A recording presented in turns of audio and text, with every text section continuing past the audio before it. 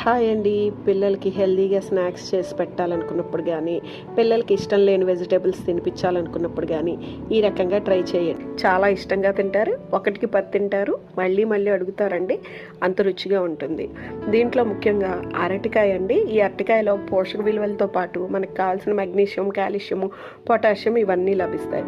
అంతేకాదండి, ఈ అరటికాయలో కిడ్నీలో స్టోన్స్ని కరగదీయడానికి, ఈ వేసవకాలంలో చలవనివ్వటానికి, శరీరానికి కావాల్సిన తక్షణ శక్తిని ఇవ్వటానికి అరటికాయ ఎంతగానో ఉపయోగపడుతుంది.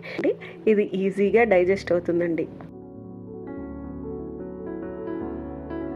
ఇలాంటి అరటికాయతో కనుక చాలా సింపుల్గా ఇలా వడల్లా చేసి పెట్టారనుకోండి, అరటికాయని ఇష్టపడని వాళ్ళు కూడా ఈ రెసిపీ తిన్న తర్వాత చాలా ఇష్టపడతారండి.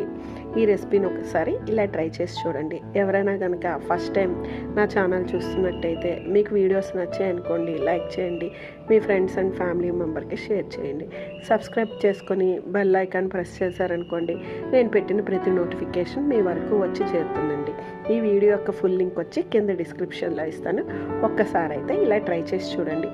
ఇలా చేసుకుని ఈ వడల్ని పెరుగుతో డిప్ చేసుకుని తిన్నామనుకోండి, టేస్ట్ అయితే నెక్స్ట్ లెవెల్లో ఉంటుంది. ఫుల్ వీడియో వచ్చి కింద డిస్క్రిప్షన్లో ఇస్తాను, ఫాలో అయిపోండి. Thank you so much for watching. Please subscribe my channel.